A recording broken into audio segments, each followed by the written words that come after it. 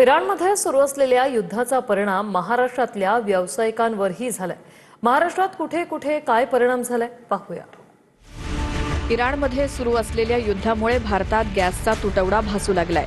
मुंबईत महानगर गॅसनं व्यावसायिकांच्या गॅसमध्ये 20% कपात केली आहे। त्यामुळे मुंबईतील पाईप गॅसवर अवलंबून असलेल्या सुमारे 30 ते 35% हॉटेल्सवर परिणाम होणार आहे।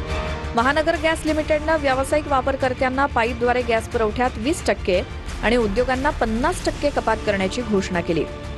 मुंबईत एलपीजी गॅसच्या तुटवड्यामुळे इडली आणि मेदूवड्याचे भाव वाढलेत। इडली मेदूवड्याचे भाव 20 रुपयांवरून 40 रुपयांपर्यंत वाढलेत। गॅस नसल्यामुळे अनेक हॉटेलधारकांना त्रास सहन करावा लागतोय।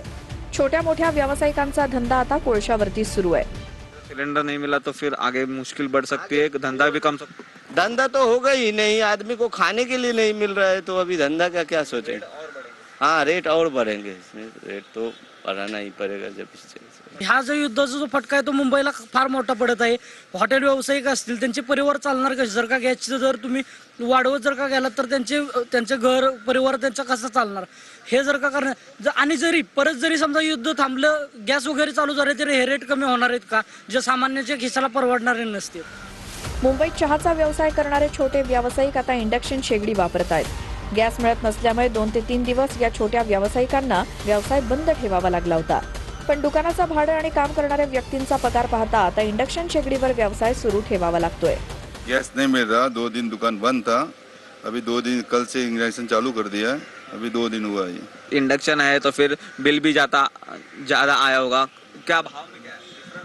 डिफरेंस है ना, पहले तो सस्ता मिलता था, अभी ये सिलेंडर बन रहा है, इसका भी भाव बढ़ा दिया, मशीन का भी, जो 15,000 का वो 25,000 30,000 हो रहा है। गॅसच्या कमतरतेमुळे मुंबईत बेस्टची उपहारगृह बंद पडण्याच्या मार्गावर आहेत। कर्मचाऱ्यांना होणारा त्रास टाळण्यासाठी तातडीनं उपाययोजना करण्याची मागणी केली जाते। छत्रपती संभाजीनगरच्या घाटी रुग्णालयात 4 दिवसांचा गॅस साठा शिल्लक आहे। रुग्णांसाठी जेवण दिल्या जाणाऱ्या कॅन्टीनला गॅस पुरवठा करण्याच्या मागणीचं पत्र घाटी रुग्णालय प्रशासनानं जिल्हा प्रशासनाला दिलंय। गॅस संपल्यास रुग्णांच्या जेवणाचा प्रश्न समोर येऊ शकतो। गॅस हे जवळपास 4 ते 5 दिवसापासून संपलेलं आहे।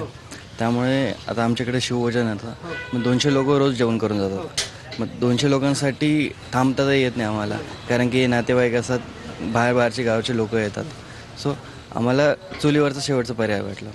मग आता चुलीवरचं जेवण हे थोडा वेळ लागतो, थोडं ॲडजस्ट करायला लागतं। सोलापुरात शासकीय रुग्णालयातील उपहारगृहालाही गॅस टंचाईचा फटका बसलाय। गॅस नसल्यामुळे उपहारगृह बंद ठेवण्याची वेळ मेस चालकांवर आली आहे। आता सध्या बघायला गेलं तर गॅस पूर्णच ठप्प झालेला आहे। 1% चालू आहे, म्हणजे जेणेकरून आपण 100% व्यवसाय सुरू करतो त्याप्रमाणे आपण फक्त 20% आलेला आहे। कालांतराने जर गॅस नाही मिळाला तर साधारणतः आपल्याला बंद ठेवायची परिस्थिती होऊ शकते। गॅस टंचाईमुळे बुलढाण्यातल्या उद्योगांनाही फटका बसलाय। खामगाव MIDC मध्ये बिस्किट उत्पादन ठप्प झालंय। खामगाव MIDCतल्या शिवांगी बेकर्समध्ये प्रामुख्यानं क्रीम आणि ग्लुकोज बिस्किटांचं उत्पादन घेतलं जातं। कंपनीतलं बिस्किट बनवण्याचे ओव्हन पूर्णपणे गॅसवर चालतात। मात्र युद्धाच्या संकटामुळे व्यावसायिक गॅस पुरवठ्यावर मर्यादा आल्या आहेत। परिणामी कंपनीला आवश्यक असलेला गॅस पुरवठा खंडित झाला असून उत्पादन ठप्प झालंय। रत्नागिरी रेल्वे स्थानकातील स्टॉलधारकांनी गॅस नसल्यामुळे चुलीचा आधार घेतलाय। रत्नागिरी रेल्वे स्थानकावरील रेल्वेच्या कॅन्टीनमध्ये प्रवाशांना मेन्यूतल्या 37 पैकी केवळ 7 पदार्थच मिळतात। दरम्यान गॅसचा पुरवठा सुरळीत असून नागरिकांनी रांगा लावण्याची गरज नाही असं मुख्यमंत्री फडणवीसांनी सांगितलंय। कोणीही रांगा लावायची आवश्यकता नाही। वारंवार सांगितलं जात आहे की गॅसची कमतरता नाही। जाणीवपूर्वक राहुल गांधी आणि काँग्रेस पक्षाचे नेते या ठिकाणी लोकांमध्ये भीती तयार करतायत आणि त्या भीतीपोटी लोक रांगा लावतायत। कोणीही रांगा लावायची आवश्यकता नाहीये। आवश्यक तेवढा गॅसचा पुरवठा आपल्याकडे आहे। भारत आपल्या गरजेच्या 88 ते 89% कच्चं तेल आणि 45 ते 50% LPG गॅस आयात करतो।